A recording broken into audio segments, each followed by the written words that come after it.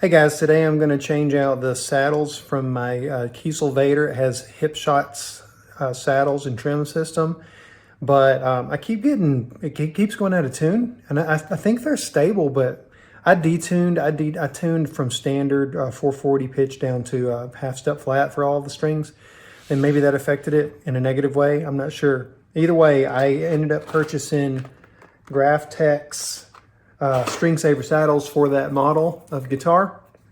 I'm going to install them and see if it improves it.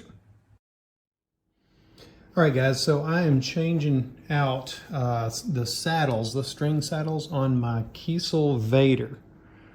Let's pull this back here so you can see that headless guitar from Kiesel. It's the Vader model.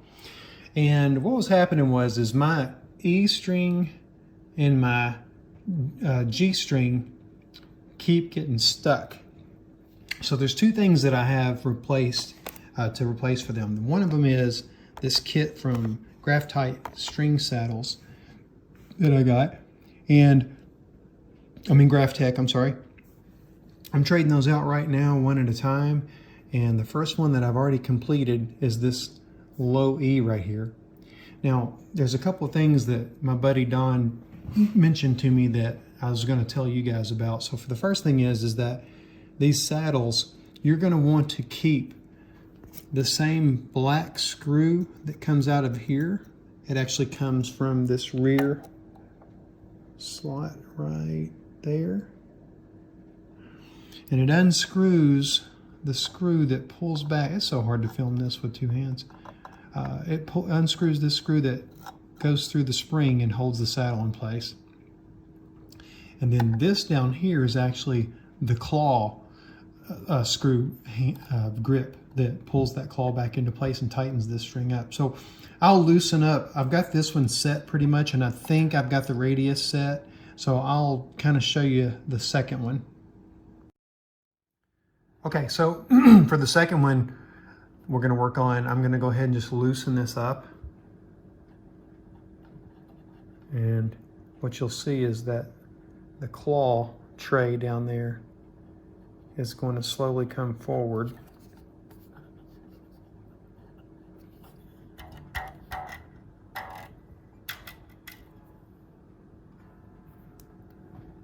Let's see. There it is. You're starting to see that red ball there. That's it. It'll come forward as I loosen, and I think it's about as loose as it can get.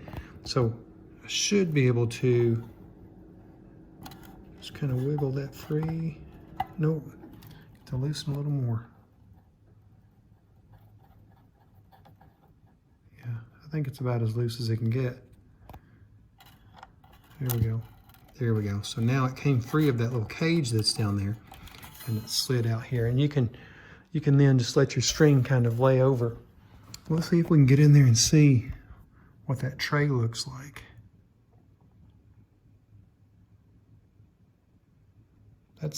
Those are the claws that hold the ball in place. You can see the ball over here on this one, on the D string. And now it's missing from where it just was. So anyways, I'm gonna screw the back of this thing out and show you what it looks like. All right, I got that screw in there. As I start to unscrew this, that spring is pressing that forward. You see it? See how that's going there? All right, I'm just gonna unscrew it. It probably might even shoot it off.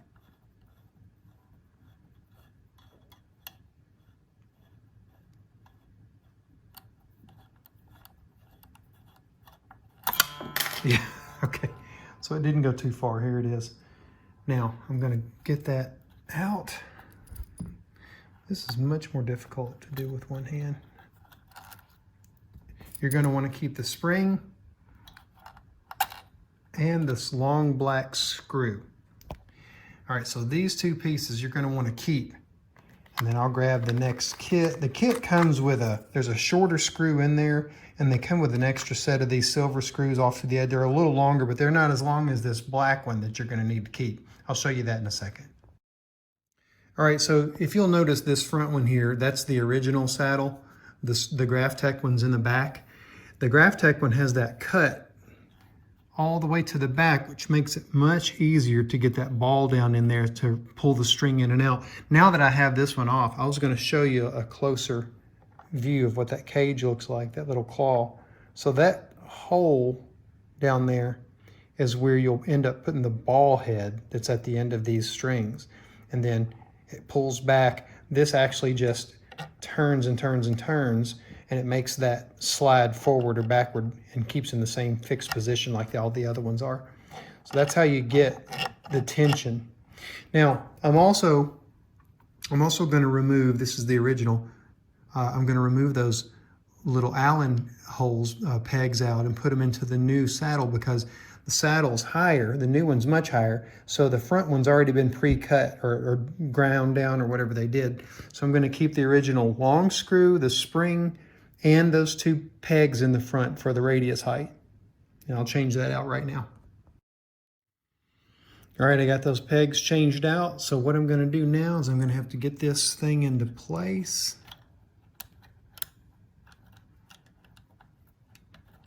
Like so.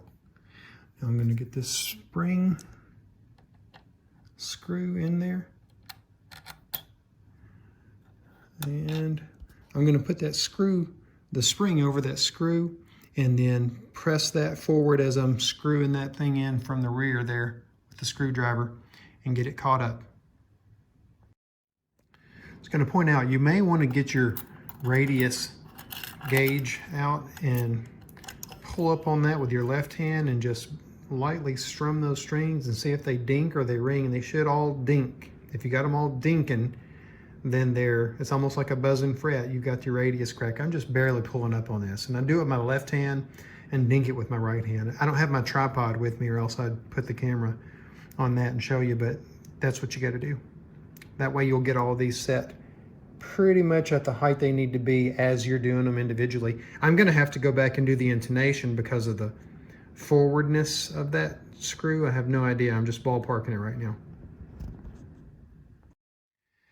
All right, guys, so there's what it looks like with all of the saddles changed out. I have already used my Peterson strobe tuner and set the intonation on it, and I have set action and measured it against my gauges there. So it hopefully will play better. I'll come back and give a final analysis on that. I'm also going to add some basically nut grease. I'm going to add it to all contact points from the strings in here, in the claw that's in the back, even at the saddle touch point right there. And I'm going to also apply it to the nut tip right there over the nut. See how that goes. Hopefully it will, but that's the end of this video for changing out them saddles. Okay guys, I hope you enjoyed that video. I'll make some comments under here if that solved the issue as going forward as I test this theory. And plus I'll probably do a review on that Kiesel Vader as well. I buy guitars all the time and get rid of them before I even do a review. I can't tell you how many I've purchased. I should have done a review and already sold them. But I will do a review on this Kiesel Vader, which is going to be a good review, by the way, because it's a good instrument. Hope you enjoyed the video. Subscribe, like, share. See you later.